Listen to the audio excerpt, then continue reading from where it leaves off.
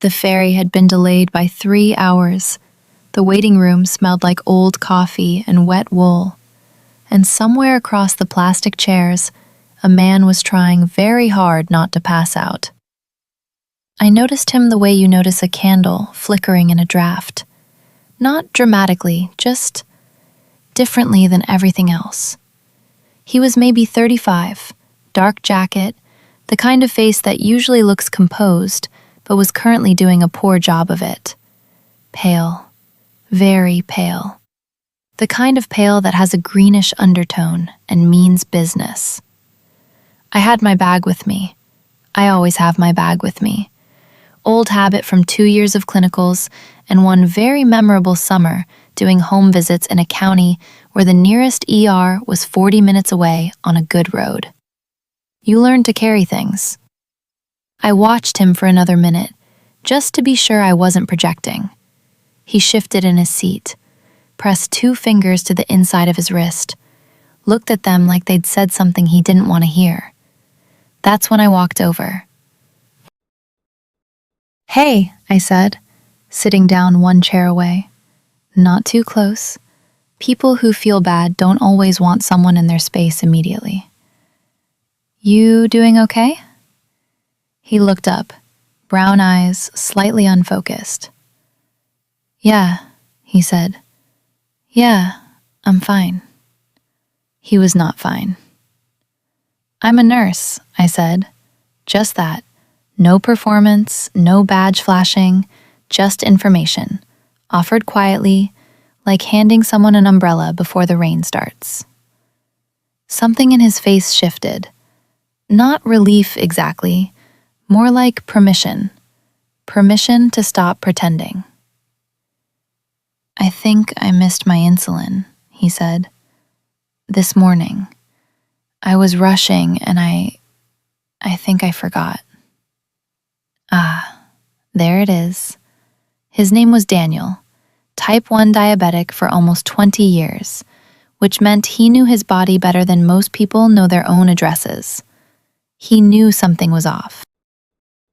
He just hadn't wanted to make a scene in a ferry terminal waiting room at, well, let's say it was mid-morning, and the light through the windows was still doing that low, pale winter thing, where it feels like the sun is apologizing for showing up. He had his kit with him. Of course he did. 20 years teaches you that much. We moved to a quieter corner.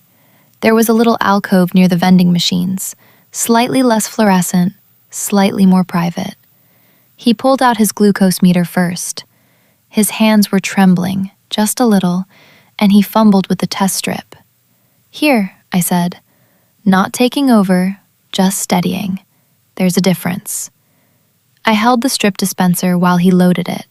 Small thing, but when your hands are shaking, small things matter enormously. His reading came back high. Not emergency high, but meaningfully high. Enough to explain the fog, the pallor, the quiet distress.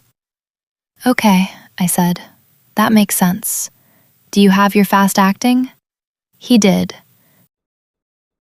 He had a pen, one of those pre-filled insulin pens, which I genuinely love from a practical standpoint because the dosing mechanism is so clean, so precise. No drawing up, no air bubbles to chase, no mental math under pressure. You dial, you click, you're done. Brilliant design, honestly. He knew his correction dose. He'd done this 1,000 times. But there's something about feeling unwell that makes even familiar things feel uncertain, and I could see him second-guessing himself. "Walk me through what you'd normally do," I said. Not because I doubted him, because saying it out loud, to another person, sometimes settles the mind, externalizes the process, makes it feel solid again. He did. He was right. His calculation was correct. "Then let's do it," I said. "You want to do it yourself, or would it help to have someone else hold the pen?" He thought about it. "Could you?" I pulled on a pair of gloves. I keep a few pairs folded in the small pocket of my bag, nitrile, medium.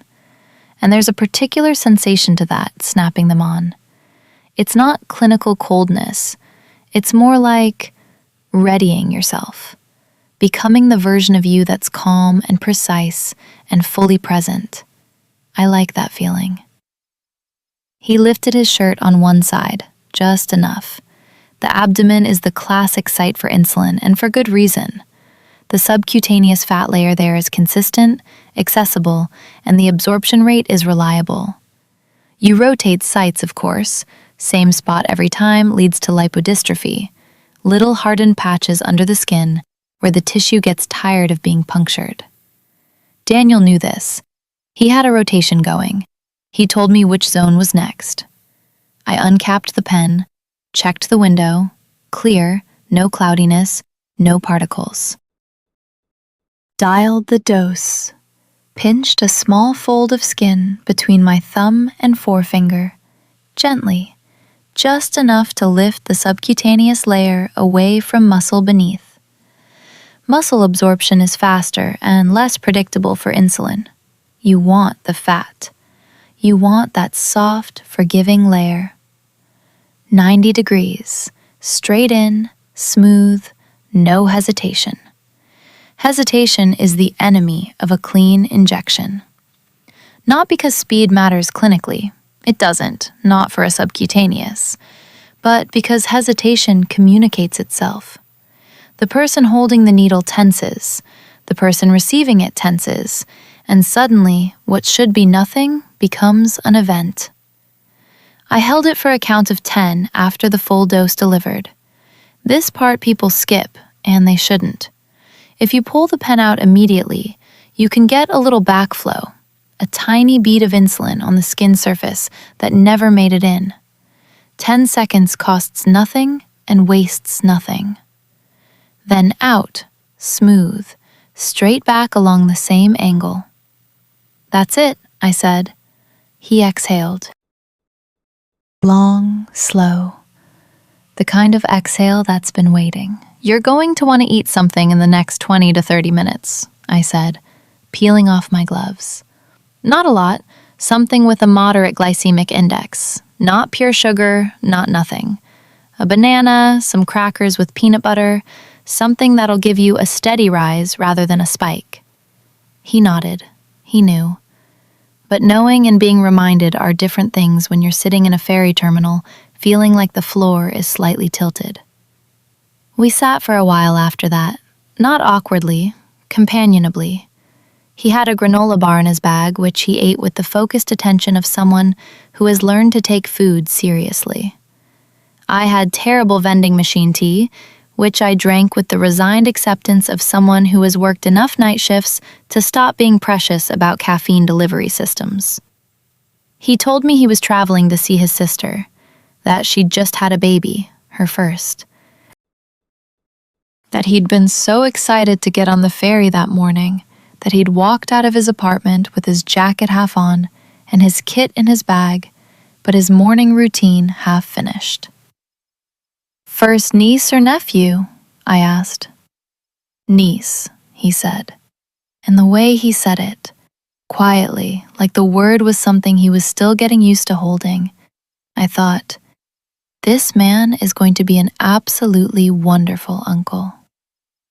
His color was coming back, the greenish undertone fading, warmth returning to his face.